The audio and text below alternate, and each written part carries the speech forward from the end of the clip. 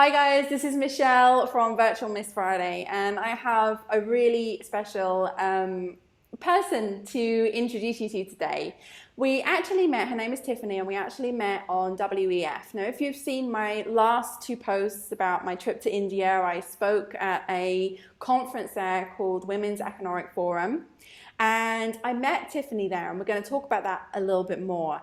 But basically, I'm really hope that you will share this interview with her. And it's not really an interview, it's more like an informal chat because I just wanted to get her on and introduce her to you guys.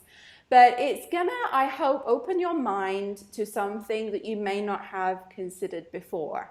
So I'm gonna leave it at that and I'm gonna let the conversation unfold from there. But for those of you who don't know me, if you are watching this interview, my name is Michelle Dale and I am the CEO and founder of Virtual Miss Friday, which is an online business consultancy with an academy that has built-in virtual assistances, and I am also the creator of One Sourcing. And basically, I'm going to go into it now. Tiffany, say hello. Hi. So I'm just going to go into it now, a little bit about how Tiffany and I met. So we met at this Women Economic Forum, and I'm going to start with this. Normally I wouldn't start with this, but I think it's appropriate. I was sat watching Tiffany speak, and she was with some other women, and she was like the last one, I think, to speak. And there's just something that immediately, like, it was like a light bulb moment when I met Tiffany. It's like this, she's genuine, she's warm, she's a very caring, loving person and a very kind person, and that radiates through. But there was something more to her than just that. There was loads of women there who I thought were wonderful and would love to stay in touch with and become friends with, but there was something very, very special about Tiffany. And Tiffany and I think, have some sort of connection, which we're going to sort of try and explain a little bit to you guys. But I hope by the end of this, if you stick through it and you stick through it till the end, I think that maybe you will see that there are other things out there that you can explore which may have been missing from your life. So I'm going to leave it at that. Tiffany, just introduce yourself a little bit before I'm going to play a video the moment we met, but I just want Tiffany to introduce herself because I've been talking too much. Hi So guys. It's really nice to be here. Thank you, Michelle. It's really lovely to hook up with you, even though, we're miles and miles away. That's the beauty of Skype and technology these days.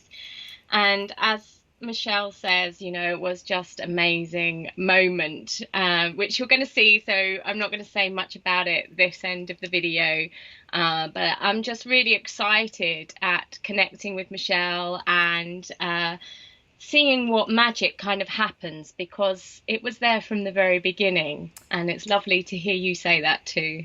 it definitely was. And yeah, because we haven't really talked about that, have we?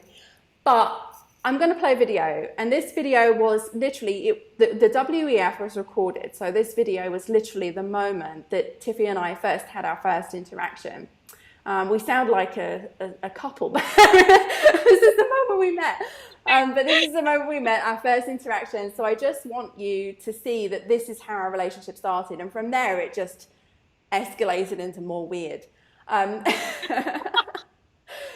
But I was listening to Tiffany talk. I had a question for her. I had been, for those of you who know another side of me, I'm very intuitive. And very recently, I would say in the last 6 to 9 months, I've been experiencing a lot of, seeing a lot of numbers to the point where, first of all, I dismissed it. I thought, like, it's just a coincidence. And then I just started seeing more and more numbers over and over and over again. And I was seeing, it was like, looking at the clock at 11:11, or, having a receipt for 222, or, it could be anything like that. But seeing these 3 and 4 digit numbers consistently and constantly to the point where it was almost driving me mad. And I really, really needed an answer as to what this was. I was like, does anybody else have this? So I started Googling a bit on the internet, and I found, like, angel numbers and things like that. And I'm a very kind of A-type person. Although I have a sort of spiritual side to me, I kind of need a more practical explanation. And it's very hard to find somebody who can talk about something that may be a little bit out there in very practical terms. But I think I found this person, and this is why I wanted to introduce her to you. So I'm going to cut to this video. It's going to be crazy when you see how I ask her about these numbers and then the response that she gives me. So we're going to cut to that video now. Hi, ladies. Somebody at the back? That was awesome. Thank you so much. I have a question for you.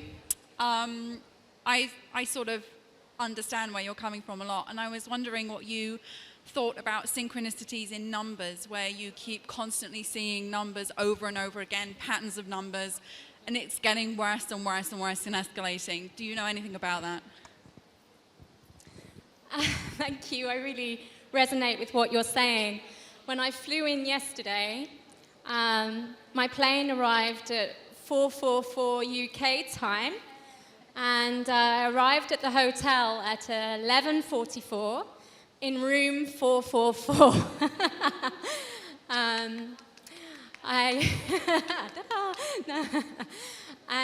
I used to see 111, so much so I wrote a book about it.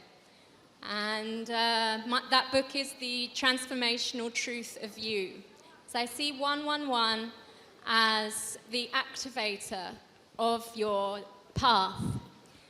And it seems as if it goes up, number by number, which is basically a reflection of your path and how far along you are. It just, to me, means that you're going up another level and another level and another level. So hopefully that's helpful, but I'd love to speak to you on a one-to-one basis. Okay, so that was basically the moment where we met, and as you can see, Tiffany was also experiencing a lot of synchronicities with the fours and the ones, and I also had the fours and the ones the whole time that we were on our plane to Delhi as well. So to me, that was, this is way more than a coincidence. This is almost like a fate situation, wasn't it, really? Yeah, really, really was. And what was really funny was we were messaging on Facebook after that, weren't we? Yeah. Somehow connected on Facebook. That was just later that evening, and I was like, okay, so shall we make a time to actually like meet up and talk?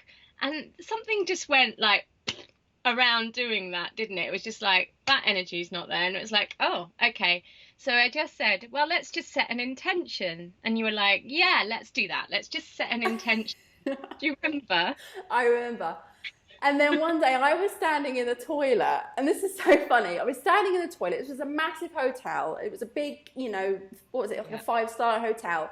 Well, there was hundreds of bathrooms in there, everywhere, and all these rooms and everything. And I walked into the toilet, I went to the toilet, I washed my hands. And then Tiffany comes out of the stall in the toilet. And I go, oh my God, this is so weird. And Tiffany was like, who are you? Why? And I was like, oh my God, you don't recognize me. I'm the girl who asked the question about the numbers. So that was like a little bit of a weird stalker moment there where she thought I was going to, or something, I don't know.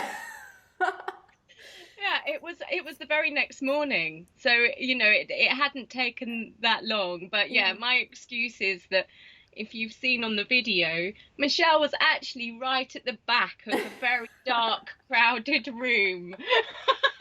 It's another I know. kind of feeling going on, Madonna kind of playing in the background. I know. So yeah. Well, so after that awkward moment where I realised you didn't recognise me and I was just some person in the toilet going, "Oh my God, it's you." So it all worked out, and then we went and had a coffee, and then we just started chatting, didn't we? And it just sort of went from there.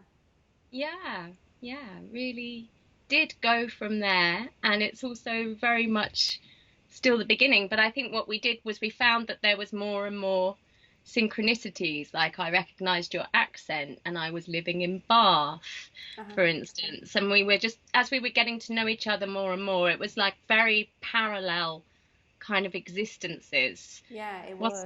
Yeah, particularly the lottery story, because this was something that again you spoke about, And for anybody who knows me, and I did this in my talk, so you can see it in the last video about my lottery story in my last blog post, and I'll link it into this one. But I told a story about my lottery win where I was in £2,500 of debt, which wasn't acquired by me. Somebody had gone and used my credit card, but I knew who the person was, and I couldn't go and report it or anything like that. But I really had to pay this £2,500 off. So my story was that I kept doing, and unbeknownst to me, I didn't know about law of attraction back then, but I kept saying, oh my God, I've got to find a way to pay this money back. I will find a way to pay this money back. I'll find it. So, and I didn't realize then that was an affirmation. I did actually find the lottery ticket on a ground outside of newsagents that happened to just be for £2,500. And you've got a lottery story as well, haven't you? So. I mean, that's just completely, amazing. And yes, I do have a lottery story, but, I was listening to Michelle tell her lottery story, and I didn't know about it before then because I was there at Michelle's talk. And again, just this beautiful, genuine, down to earth person that actually has so much power kind of coursing through her veins, and then just hearing this lottery story, and I was sat there thinking, oh my gosh, because I don't know if you knew about my lottery story. Oh, you obviously did, because it was heard it in a talk. Yeah, but we haven't spoken about it, had we? So it was my first kind of like, oh wow, you've got that lottery story going on as well, which was amazing.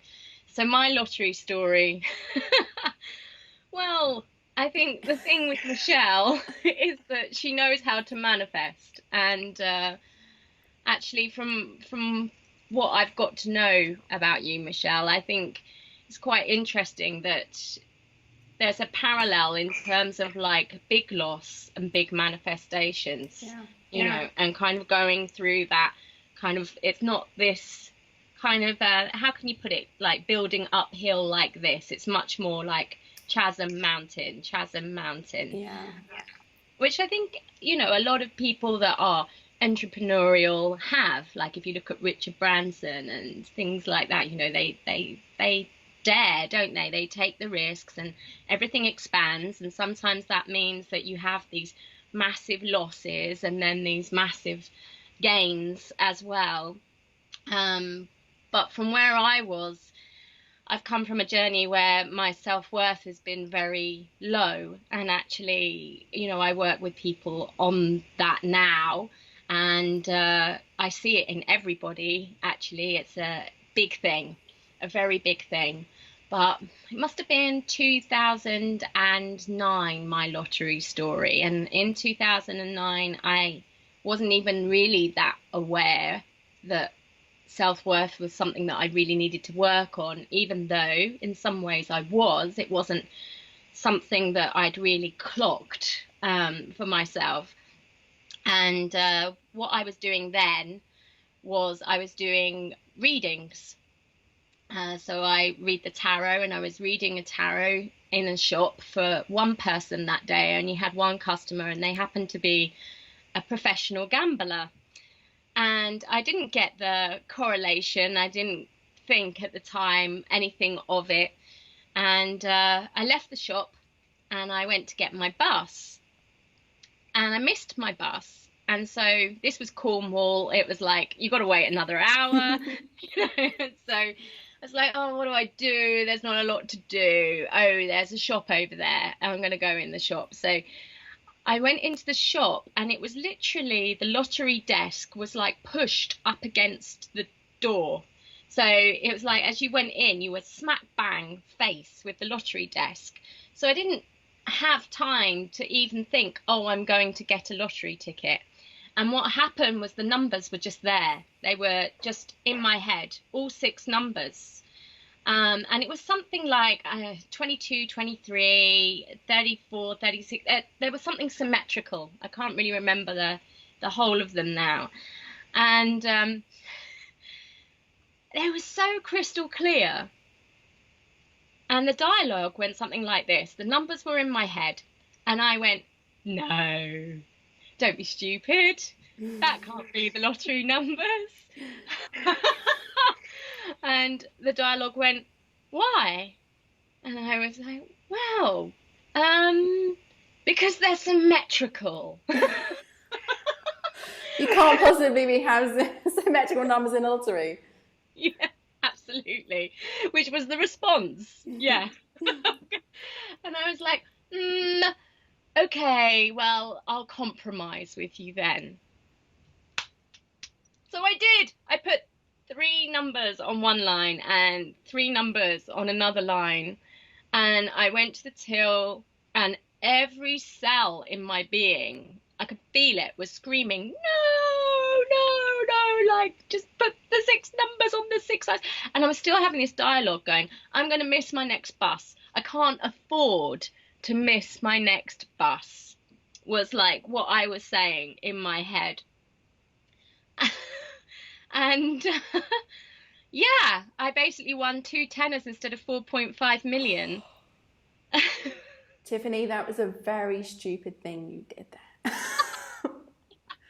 A very stupid thing. And I can say that to the world. Tiffany. Seriously, why don't you just do an extra line? Yeah, exactly. That's what it sounds like, doesn't it? You just do an extra line. And for a long time I thought that it was just my most expensive psychic development ever, lesson ever. And I just thought, oh, it's like I've paid 4.5 million for a psychic development lesson with a 20 quid off, kind of thing.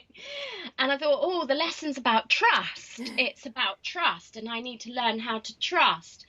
And I started trusting blindly, and I got myself into all of these scrapes. I did have a very clairaudient, which means I heard spirit at that time very clearly for quite a few years. Not so much now, it changes as you go through your life at different times, but it was like a hotline. And sometimes they just wouldn't talk to me for months, and sometimes it would just be like, bang, here's your message. And eventually they were saying, well, what are you doing? Why are you doing this? And I was saying, well, what do you mean? You give me synchronicities, I'm trusting you, I'm following them. And they were like, well, do you want to follow them? When I say they, I mean my spirit guides. And I was like, well, no, not always. And they said, well, yeah, I mean, would you jump under a bus then if we told you to do that? And I was like, okay, so you're saying you only want me to do what I want to do? And they said yes. But it was only 2 years ago that I really got that it was about self-worth. I really got that I wasn't allowing it to happen to me because I didn't feel worthy. And that there's a very strong direct connection between how worthy you feel and how much you manifest. And when I was listening to you in Delhi, I really got that you were on that vibration with that too. Yeah, I mean, for many, there's so many things that I picked up on that story that I want to talk about. First of all, we're going in so many directions. It's so exciting. First of all, I want to say to people that if this is a new concept to you, something like the law of attraction or a manifestation, I've done posts on this in the past. I've sort of eased into it. If you've got my Rockstar program, you'll know that I've talked about it there. But it's basically the process of using your thoughts, your feelings, the power of your mind to bring about certain circumstances into your life. And I can safely say that I am 100%, I can look back on my life and I can say definitely I created everything in it, the good, the bad, the ugly. But it's not just spiritual people that do this stuff. It happens to us every day. We cannot disconnect from it. Everybody is doing it. They just either realize it or they don't. Yeah. And as soon as you do realize it, your entire life can change. I mean, and that's basically what happened to me. Everything I was doing was accidental, and I thought it was down to luck. I thought it was down to if the right person was there at the right time or if I was in the right place at the right time, and I had no control of it. But now I realize as time has gone on, as I've, particularly in the areas of business and relationships, I realize now what I'm doing. And I tell a lot of these stories in my Rockstar program, but yes, I mean, what you said, I'm able to manifest. But entrepreneurs do this too. You look at John Assaraf, You look at anything to do with Mind Valley Academy, even Donald Trump. You know, I mean, you look at what's that guy who was in Chicken Soup for the Soul? Jack Canfield. He does it. You know, you find so many entrepreneurs, very successful entrepreneurs who are living the lives that they want to live because they have intentionally, like we intended to meet. So we just happened to end up in a toilet, but it's not always glamorous.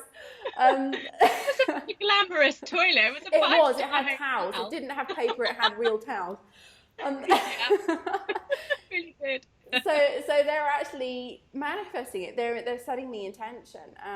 Joe Vitale is another one, and I always remember this story about Donald Trump, where Donald Trump, he'd lost like $7 billion, and he was able to acquire it all back. And he basically was able to acquire it all back through simply pretending that he never lost it, and that he wasn't in debt, and that he didn't owe anybody any money. He just carried on as normal. I'm a successful businessman, you know, and if you can lose 7 billion, you know, and be in that amount of debt and just say, I'm going to carry on, I'm going to make this work, this is going to come back to me. He was so sure, and it did, obviously, and we all know Donald Trump. He's not a very nice man, I will admit, but he is able to seriously manifest, really, really. So that was something else that came from that story. And I also want to do a sort of highlight or a pinpoint about you saying you can't afford to miss your bus, because I was really like that myself. I always made a lot of money, but I never seemed to have any money. And I was in this constant cycle. It's like no matter what I made, something would happen to make it go away. You know, it would be like I would make a little money, I would get ahead, and then suddenly the car broke down, or I had a bill to pay, or, you know, something else. It was just always something, perpetually.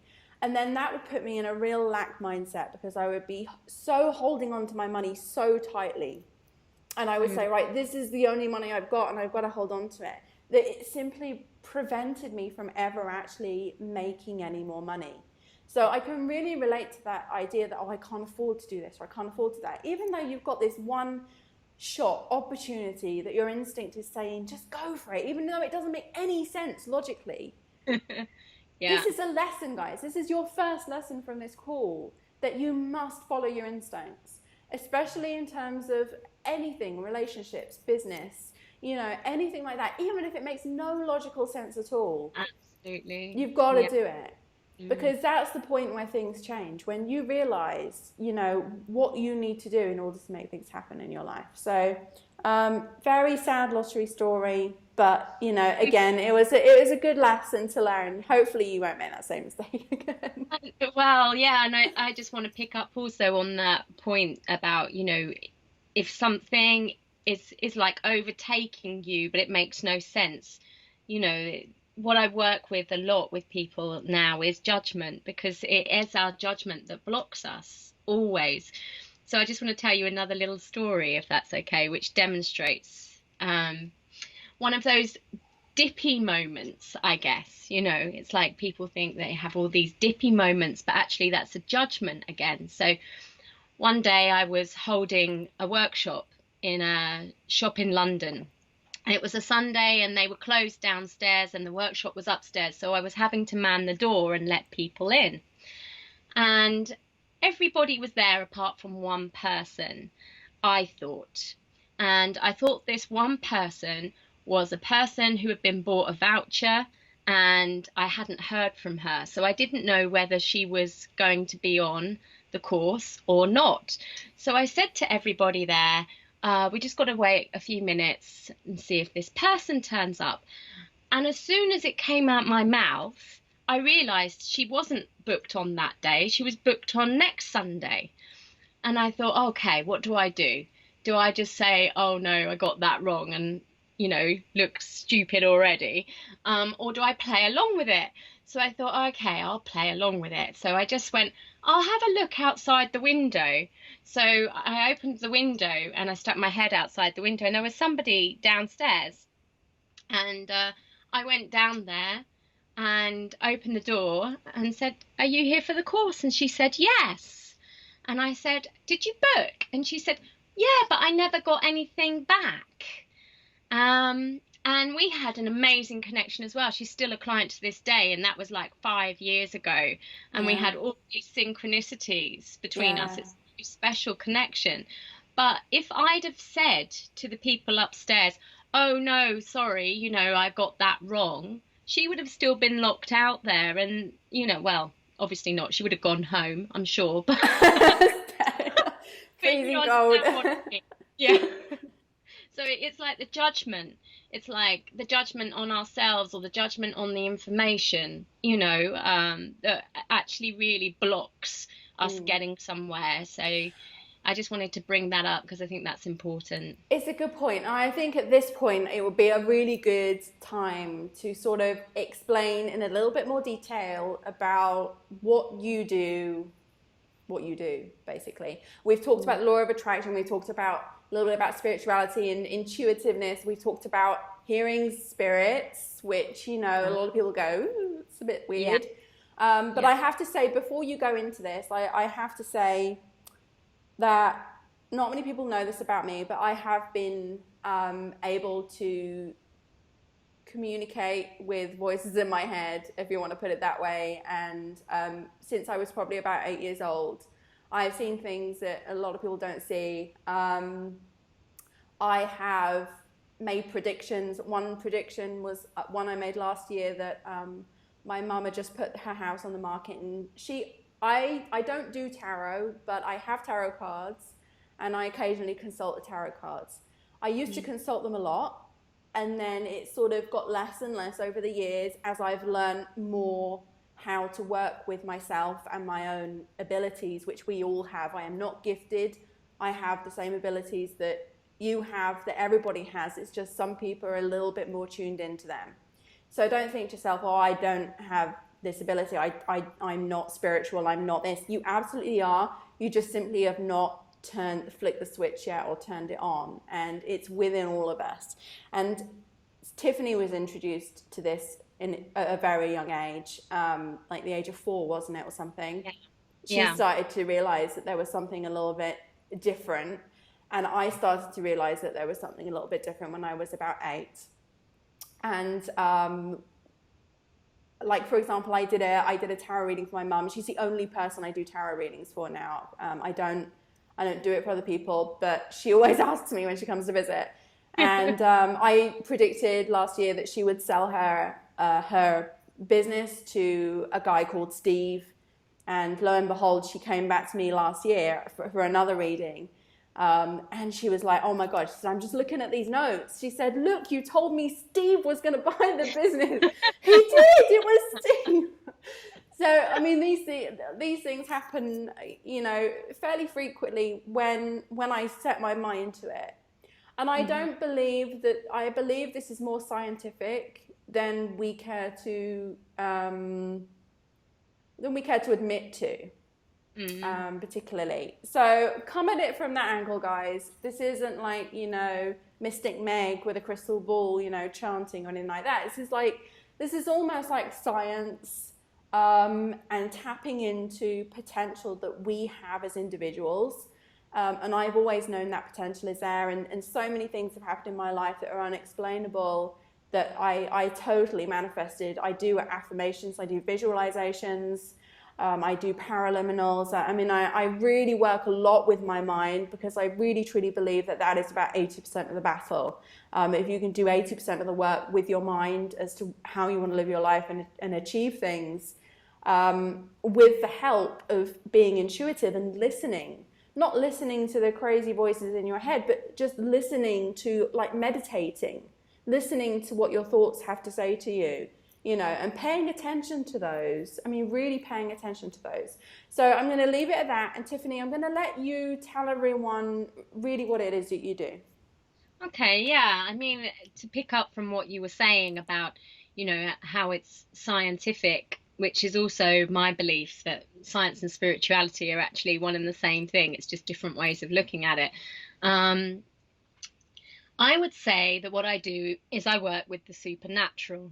Now, to me, the supernatural is supernatural. There's nothing more natural in the world than to actually work with your own natural ability. And that's what supernatural is. So, again, you know, when you were saying that everybody has this gift, you sure do. You absolutely sure do.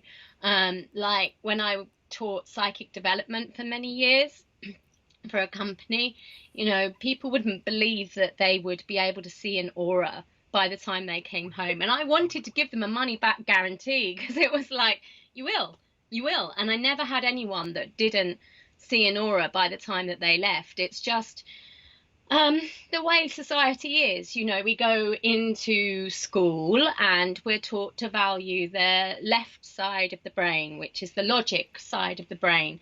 We're not taught to really value the right side of the brain, which is creativity and intuitiveness. So what happens is when you're a child before school, you're quite naturally connected, but the more that you are indoctrinated into society and education and trained to go into your left side of the brain, the more you believe or identify with that side of the brain. It doesn't mean that you don't have this other side. It's like you say, it's just a switch. That's all it is. It's like dormant, isn't it? It's like lying dormant. Yeah, absolutely.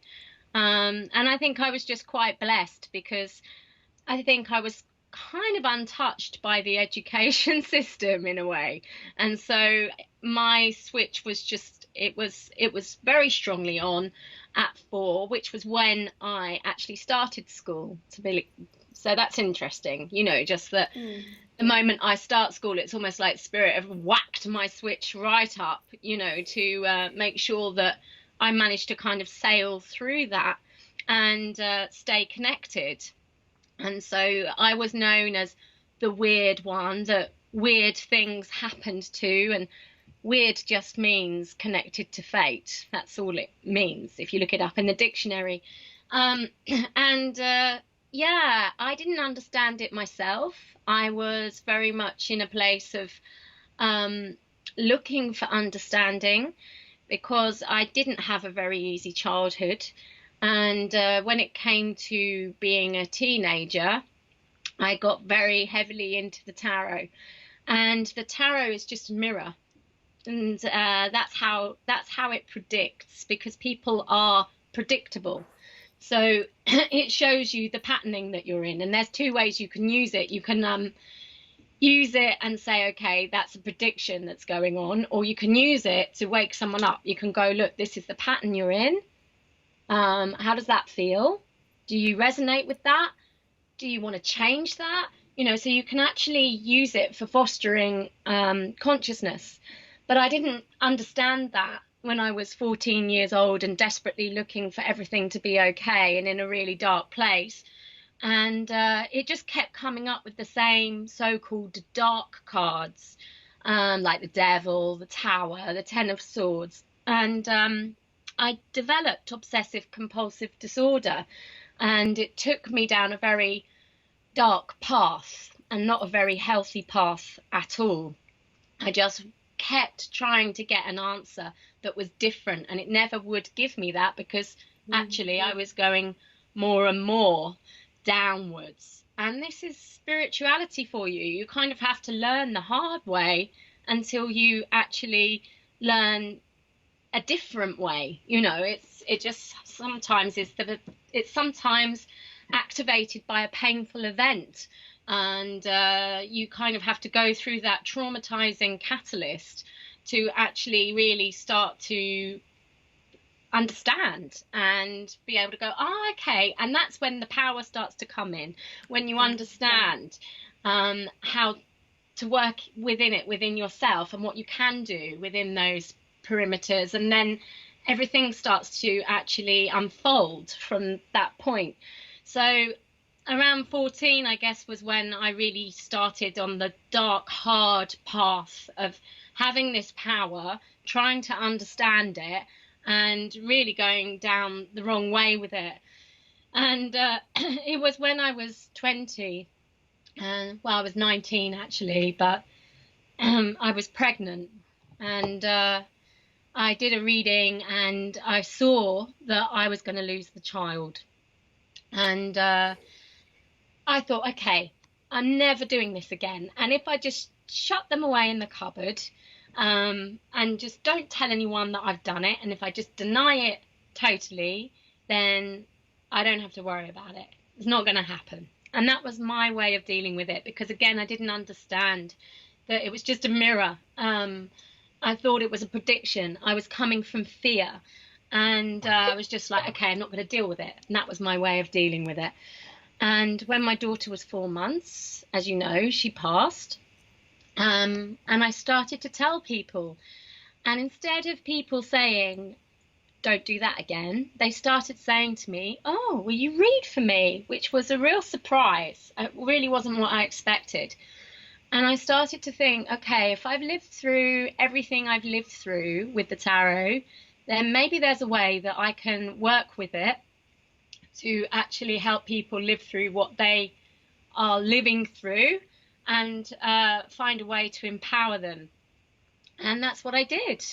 So I studied it properly, got to know it properly, understood it properly, opened my own shop out of nothing within a year in London, and then closed that 3 years later, went to work for some of the biggest companies in London, on and off the TV, wrote a book on it, got awarded for that work and a few other bits and pieces alongside, and then thought, actually, I've got something here that's more than this. It's about working with people on their self-worth, their judgments, and how all of this is an amazing tool. The tarot is an amazing tool for spiritual development. It actually has the map in there, the 22 cards of the major arcana.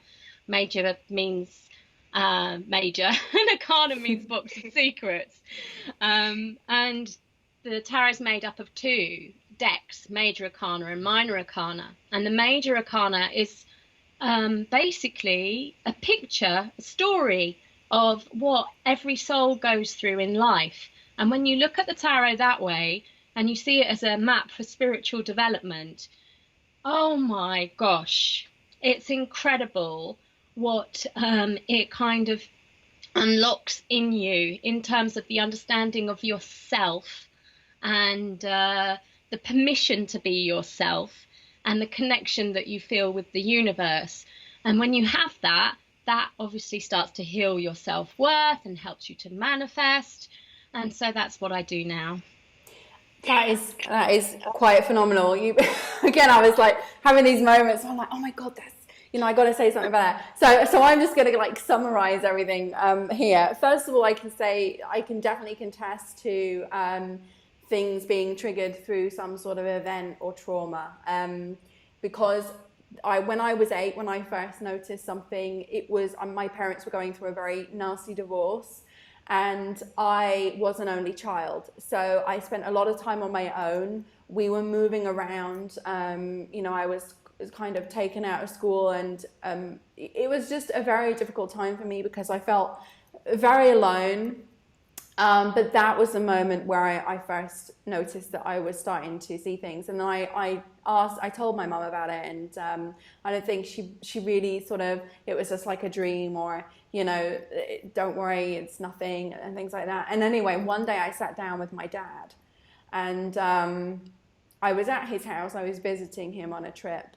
He lived like a couple of 100 miles away at that point, and I said to him, Dad, there's something in your house. I was like, I think I was probably about 9 at this time. He said, what do you mean? I said, I don't know what it is. I said, but there's something in your house, and it walks through my room every night. And he's like, well, like what? Like, he's like, what do you mean? I said, I don't know what it is. It's like a person, but it's not a person. It's not a real person. And that's when he said to me, I've seen it too. So he never spoke about it very much. We had that one conversation where he said, yes, I see things that aren't there. necessarily. But he was very much like, don't talk about it, don't tell anyone. It's not something I get upset about saying it really, because I feel like, that kind of put me in a difficult position, because I felt like, that I had something, but I didn't know what it was, and I wasn't allowed to talk about it with anyone. And I can't believe I'm getting upset about this. So we'll move on from there. But that was the first moment that I sort of knew that something was there, and then I kind of did what I was told, and I didn't talk about it with anyone. And then it wasn't until I sort of like got into my teens, and I walked into a charity shop in England, and I was just looking around, and then I saw this deck of cards, this tarot set, and I didn't know what tarot was. Nobody had told me what it was. I just picked them up off the shelf, and I bought them. They weren't very much money, and I was like, I left home when I was 16. I left school when I was 16, and I went out to work, so I didn't have a lot of money. I was, living on my own, just kind of renting. So it was about when I was about 16, my mid-teens, and then I just started. I didn't know what tarot was. There was a little guidebook in there, and I just thought to myself, I must be able to use these for something. I was somebody who was always very anxious about wanting to know what was going to happen to me. And I think that was a lot to do with like feeling so out of control, from a young age of what was happening to me. So that's why I kind of turned to it, because I wanted some control and I wanted to know what was going to happen. And then for me, from there, I'm not a professional tarot reader. I never investigated very much, but I just kind of started playing around with the cards. I found a few like spreads online of things that I could do, which told me what was the past, present, and future, and things like that.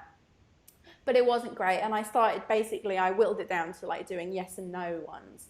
Like where you ask a question and you want a yes or no answer. So you do you pull up 3 cards, tarot cards, and it will tell you like yes or no, and that's kind of what I stuck to. But it was really interesting because I had 2 like tarot readings from a friend who, again, it's somebody I met while I was in Egypt, very, very connected to this person, and she did tarot, like she did readings, but she did them with playing cards and not tarot cards. And she said, let me do a reading for you, and it was a really kind of intense time in my life. And because I wanted to know what was going to happen, my life could have gone in 2 completely different directions. And I was like, I'm okay with either one, but I need to know which one it's going to go in. So I let her do these cards for me, and she told me about the directions. She knew about, she didn't know much about anything, but she knew about the directions. She knew that one was dark, she knew that one was light, and she said, you're going to go towards the light and you're going to go in this direction. And it happened. I went in the direction.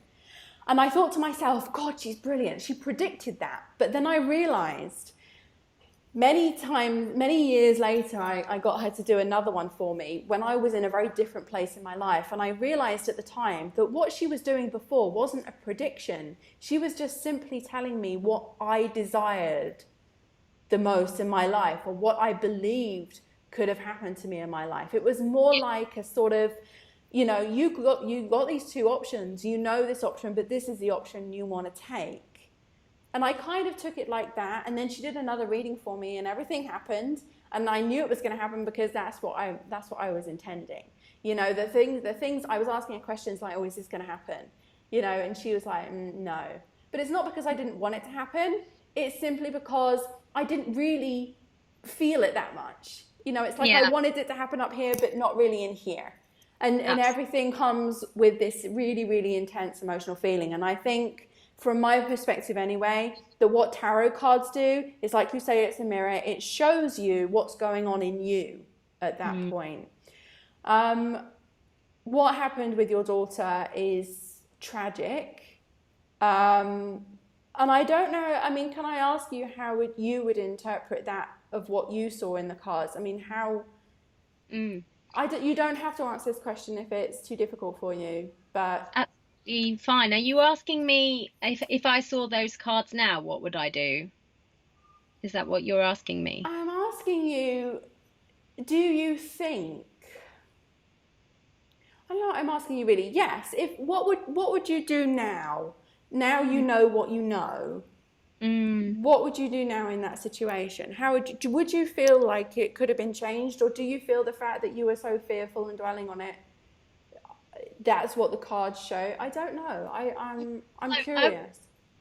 Kind of probably better to tell you another story, Okay. actually, about someone who came for a reading and then they came back maybe a year or so later and they said to me, yeah, I've come to you before. You told me I was going to have a miscarriage. And I said, no, that wouldn't be me. I wouldn't tell you that you would have a miscarriage. And she said, oh, no, you didn't tell me that I was going to have a miscarriage, but you told me I was going to have a miscarriage. And I said, ah, okay. And she said, yeah. And I remember the reading. And the reading was, I could see that there was a lot of things going on around miscarriage. But I worded it, if you know about chakras, they're energy centers in the body. So I was talking to her about her sacral chakra, which is all to do with the reproductive system. And I was basically saying that it needed attention. And I was just basically saying, giving her all these things that she could do, to actually work on it. But the reason that I didn't say you're going to have a miscarriage is because it would have planted so much fear in her, Or the power of suggestion. Exactly. And so, it's really important to just kind of, always look at how you can turn that information around. What is it really saying to you? What is it that gives person that power back? So that's what I was doing. I was giving her power back. But she went home. She didn't listen to the tape. She didn't think anything of it, and until she had the miscarriage. And even then, I mean, I think she was cleaning out her drawers, came across it, popped it in, realized what I'd said, and come back for another reading. And I think as a reader, you have to, and as a human being, I mean, it's the journey of being a human being, you have to know that you've done your best, but that there's a higher intelligence at work. So for me, with my daughter, yes, thank you, tragic. And also, your biggest curses are your biggest blessings. And I was very much in that dark place. I was very, I disregarded life. I didn't want to be here. And after having Lauren, I mean, she suffered a lot. She was born with something called Edwards syndrome, which was very rare. And that's another story, another time. It's a long story, but the way that she had it is also very rare. It made her twice as rare. And it was amazing that she got here. It was a miracle that she got here. And especially as I haven't had children since either, it was just boom.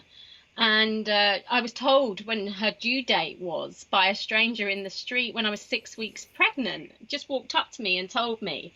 So there's always something very powerful about her. And what happened was, for day in, day out, I nursed her knowing that she was going to leave. And it was actually quite an amazing gift to have that sacred time and that consciousness that somebody was going to leave you. And when she left, I was like, right, okay, I cannot disregard my life anymore. After a soul has come down and gone through what they've gone through, to actually show you, And so I had a choice, and it was, am I going to disregard my life? How could I possibly? In that way, I didn't even really feel like I had a choice. And so if I hadn't have had her, God knows if I would even be on the planet right now. It's true. It's true. I can completely relate to that. And I think that so many things happen as a stepping stone to something else that needs to happen, whether it be you doing what you do now, and the way you help other people. And I believe that we all, we're getting a little bit too far into the, I believe stuff, but, I do think that we make a choice to come here. And I think that we make a choice about who our parents are going to be. And then I think we make a choice as well as to when we're going to leave, even though I don't think we consciously think we do. Yeah. Okay, so moving on, let's talk something a little bit lighter now. So I want to talk about tarot, and like I say, I started playing around with tarot, and I want people to know that, like, when I think that we make predictions with tarot, like I said, like this guy called Steve bought my mum's business. Yeah. Mm-hmm. I don't believe that the future is fixed and I'm making that prediction. I believe that that's the most likely probability at that time that I'm doing that. And then because it's the most likely probability, that's what occurs. But it doesn't mean that things can't ever change. And I think there's a certain fear associated with tarot, like, I don't want to know what's going to happen to me. And you obviously have experienced that yourself in a very, severe way. But I think that we need to kind of step back a little bit and think to ourselves, right, how can I use this as a tool that helps me, guides me in my life? And that's, when I first started doing tarot and I started getting into it, I never told anybody. I just bought this pack of cards and I never told anybody. And then I started doing things for myself, trying to figure it out myself. And then somebody came to me one day and said, oh, we should go and see this tarot reader. It's actually somebody in England, Lillian Karina, I think her name was. And my God, she was just so bang on. And I just thought to myself, there's got to be something in. And she read the tarot, but she also listened, to messages that were coming to her. And that's kind of what I was doing. But I think that also opened up my instincts and my intuitions a lot more. I remember one time, I'll just tell you this story. This is like going on for ages, but I'll tell you this story about, I was living in England at the time. I was probably in my early 20s. And every night I would get woken up by somebody who wasn't no longer in a physical body, let's say. And I know this is going to sound crazy to some people, but, I'm not ready to be carted off by the men in white coats yet. But I would get woken up by this guy every night, and he would be constantly trying to tell me something. And one day I was like, no, I would like, go to sleep. And one day I got so fed up of being woken up. This was like the 4th or 5th night that I said, okay, what do you want to say to me? And he said, I died and my business partner was a crook and he was stealing money from me. And I knew about this, so therefore I opened up a private bank account that he didn't know about, and I didn't tell anybody about it. And there's a lot of money in this account, and my wife is struggling. And I know now this is why he was so persistent. Why my wife is struggling, she doesn't have any money, and you must tell her. And I was like, I don't know who your wife is, and I'm sorry. And I was like, can you give me some idea, and that never came through. Everything else was so crystal clear, but that never came through. Like, can you give me an address? I don't know. Anyway, so after he told me that story and I listened to it, that was it. I never saw him again. And then one day I was at a friend's house and we were visiting a friend's grandmother. And I walked into the living room, and right on the wall in front of me was a picture of this guy. Wow. And I said, and I was like, God, what do I do now? Like, this is going to sound insane. Yeah. So I started talking to the old lady, the grandmother, and I was like, oh, is that your husband? And she said, oh, yes, he recently died. And I said, oh, I'm so sorry to hear that. She said, yes. And I said, is everything okay with you? Is everything sorted out? She said, yes, it's all sorted out. The funeral's happened. We've done the estate and everything. And I said, I'm really sorry, but I have to tell you this. I said, you probably won't believe this. And if you ask me to leave your house right now, I will accept it. I said, but your husband had a bank account. And I knew the name of the bank, so I told her the name of the bank. And I said, if you go in and ask them, I think that they'll find this account, and I think that you'll find that there's quite a bit of money in it, and that you didn't know about. I said his partner was a crook, wasn't he? He wasn't honest. And she went, oh my God, yeah. And I said, well, I think he tried to hide some money away from him, so you would have it, you know, if anything happened to him. And he didn't tell anybody else about this account. She said, I've really looked through all his papers and I can't find anything, you know, there's nothing else. And I said, really? Have you ever found anything in this bank? She said, oh no, we didn't bank there. And I said, well, please just go in and ask. Anyway, the account was found. Yeah. It's like I get upset thinking about this stuff. It's the only time I get emotional around this stuff anyway. That's what makes you so lovely, is that you're so open and so genuine, you know. Yeah, a lot of people listening to this right now in my audience are not going to know anything about this. So this is more open and genuine than I've ever been, I think. But yeah, so that happened. So yeah, it's bizarre and it's strange, but how can you call that a coincidence? How can you say that that is, you know, oh, it's me hearing voices in my head or anything like that? Well, that's what, you know, it all is. It's guidance. You know, people think that synchronicity is, or coincidence is, just something that happens outside of themselves. Like, I thought it would, these things happen to me, like these synchronicities, and it was like, oh, they're happening to me. It's not something that I couldn't get the connection, but you've just beautifully demonstrated it. You know, you get some part of the messages internally, some part of them happen externally, you know, and it's about realizing that there's a connection, and that if you don't get all of the message at a certain time, that's because there's something called divine timing, and you might be there banging your head on a brick wall thinking, oh, I haven't got that last piece. But it will happen.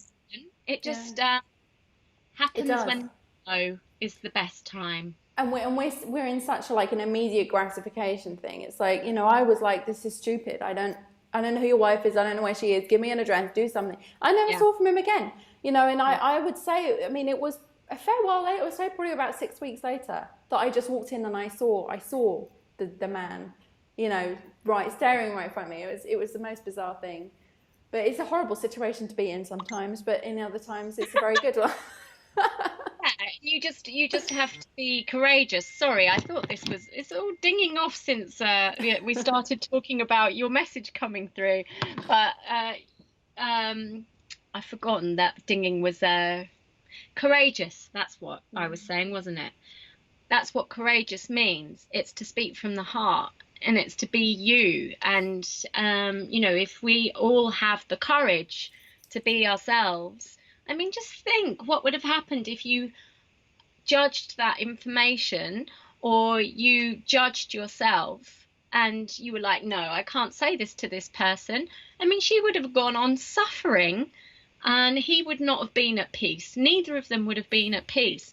But it took you to go through the turmoil of not being at peace. Yeah, and it was really weird. I mean, it was really weird because we were down in the depths of Cornwall. I never go there. You know, I was living in North Cornwall at the time. Where were you? Hale. Yeah. That was about 4 miles from where I lived in Cornwall. Oh, seriously? The most bizarrest things happen there. It's an incredibly psychic place. Yeah, it was. Yeah. And I never went down to there. And my friend was just like, "Can you come and see my grandma with me?" And I was really like, "Why do you want me to come and visit your grandma?" I was like, "Yeah, right. She'll just keep me company in the car." I was like, "Fine." So I never saw this woman again. It was the first time and last time I ever saw her. But my friend was like, "What did you do? How is that possible? Who are you?" She's like, "Tell me about me. Tell me something about," and it just doesn't happen like that, you know. No, it doesn't happen like that, and that's another lesson and learning and journey. But you know, that you know, if you hadn't have done that, you probably wouldn't have been at peace for the rest of your life either. No, you know, well, yeah. you're brave in the moment, don't you? To kind of go, oh, okay, I have to let go of what everybody else thinks of me, and I just have to do this. Yeah, And totally. then it's amazing how your world opens up from there, isn't it, really? It's true. And there are so many times that I've not done that and I've held back and I think, how could have things been different? You know, but with this one, it was just this old lady and I just had to. It was everything was so, had to be done. Yeah. Anyway, I know that we've been talking for ages, so I really want to wrap this up now. And I basically want to say, is there anything else that you want to add here to people who are thinking about this conversation and thinking, is there something, in this? What is there a way that you can somehow communicate that tarot is not what we kind of stereotype it is, and that it's more of a practical tool, and just basically summarize how people can use it as a practical tool?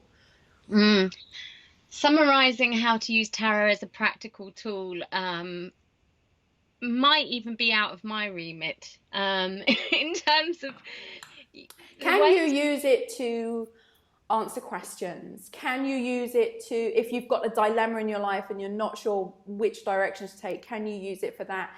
If you have a decision that you need to make in your business about whether you should be working with this client or this client, whether you should take this job or charge this rate, is there a way somehow that tarot can help us with our daily existence, and helping us guide us into making the right decisions if our instincts and our intuitions aren't really on the money yet?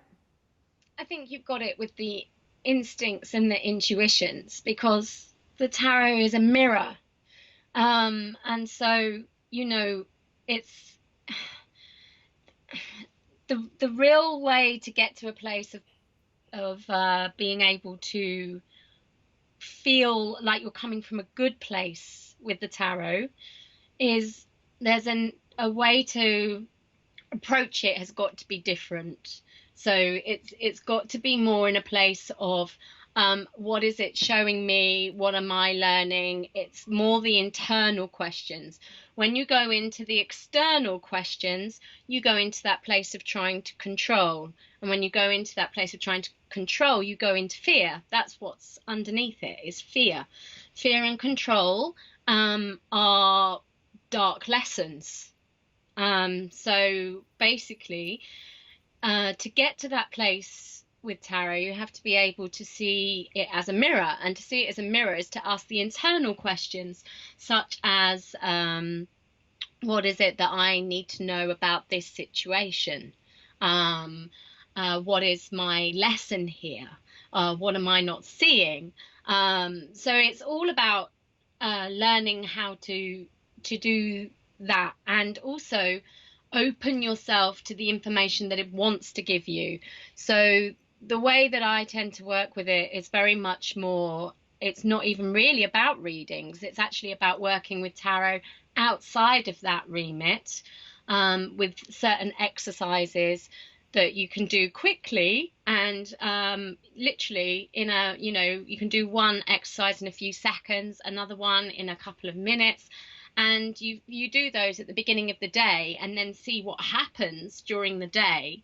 It teaches you so much more than a reading, because with a reading you're coming with your agenda, which can block, and if you can get to the place where you just connect with it, use it for consciousness, and we haven't got time for me to really go into explaining that today, so that would be something maybe we could do a little bit on, and I could really kind of nail it down and pin it down. But there's other ways to work with it which bring through amazing insights, aha moments, and a huge amount of healing when it comes to being able to own who you are and give yourself permission to be who you are, and then your own supernatural gifts come through. And that's when things like business take off. It's not when you're in that place of fear and control. Yeah, totally. And I think that really brings us on nicely to basically summarize and say that you're a little bit of an expert in tarot, and I kind of dabbled in it as a hobby, but I have consistently used it throughout my life to develop my business, to bring about my ideal partner, as a guidance tool, to do so many things, to manifest what I want. I mean, I use it as a guidance tool, and it doesn't let me down, and it helps me to make these decisions. So I wanted to put it out there to everybody listening. If this hasn't scared you away from me completely at this point, Anyone be scared of you, Michelle? I know. Well, you never know. If this hasn't, put you on completely, would Tiffany and I have been talking, and we were like saying, should we do something? Should we get together and maybe do like a free course, or a free video series, or just something to introduce this to you? And it's very much from the heart, from both of us, to basically put it out there and say, look, if you want this from us, we'll do it. Otherwise, we'll do something else. So we can invest our time into putting something together for you. It would be a free video series or something like that, to help you kind of understand this concept better. I don't even know if I have your books on me. No, they're actually by my bed, I think. Oh no, they're not. They're here.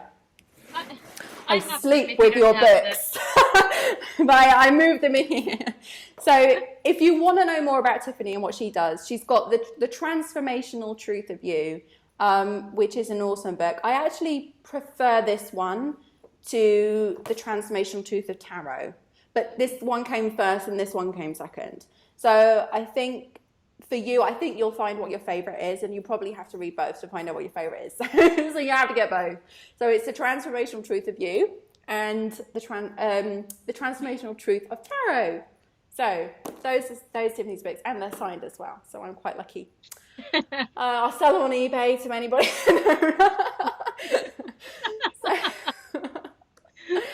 So you can learn more about Tiffany from those, and you can start going into these books. But these books, I feel, it would be better for us to kind of communicate something together from a more basic level, a more entry level. Yeah.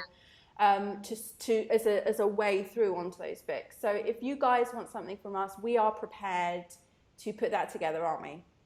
Absolutely. Okay. Any excuse to connect with Michelle. I know.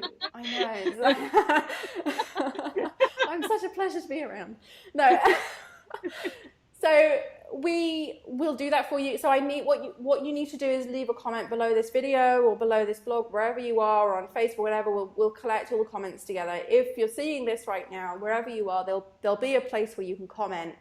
And we want to know if this interests you, and if it does, do you have any questions about it that we can perhaps answer for you in a more kind of structured way that is going to give you practical information. This is practical woo-woo, okay?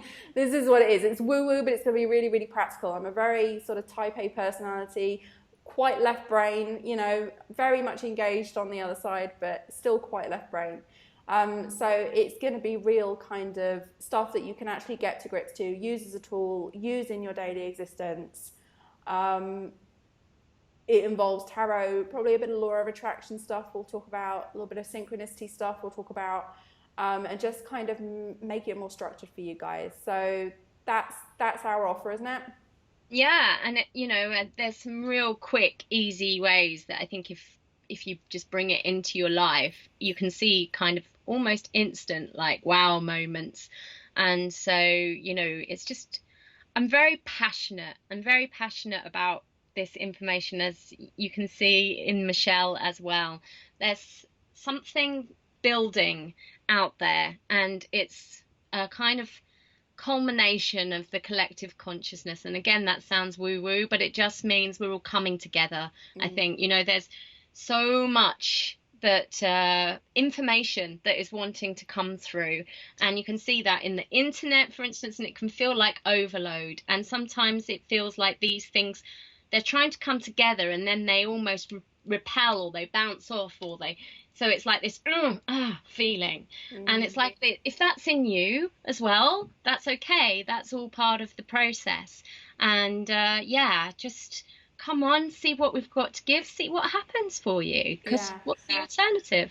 And I really have to emphasize as a final point is that I keep saying that, said that half an hour ago, as a final point, that this anything that we share or we pass over to you as ideas of how to improve things for yourself using these tools, it's from experience, it's from personal experience. It's not something we read in a textbook and thought, oh, let's, you know, say this, you know, I mean, my journey through using tarot is very, very much personal from the time I picked that tarot deck up, never knowing what it was, in a charity shop, to right now, where, you know, I can use it, you know, as a I mean, I'm very much entrepreneurial, and I'm very, you know, financially orientated, lifestyle orientated.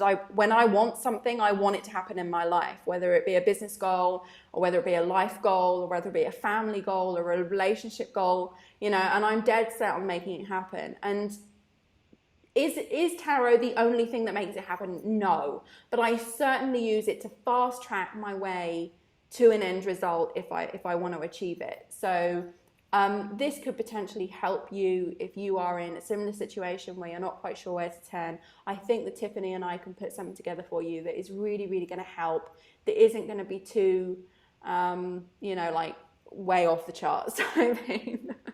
Absolutely. Okay, yeah. so I'm going to wrap this up. So Tiffany, is there anything that you want to say finally on this? Thank you. I'm really excited. It's really lovely to connect with you, and I'm really feel excited to see who this brings me into contact with and what happens from all of it.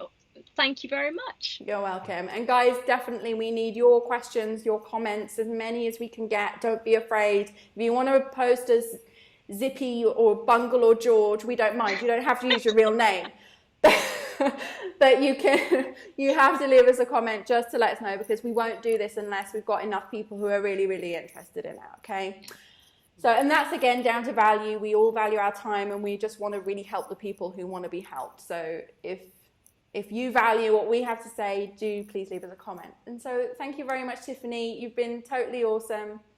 And I look forward to seeing you soon. Yeah, likewise.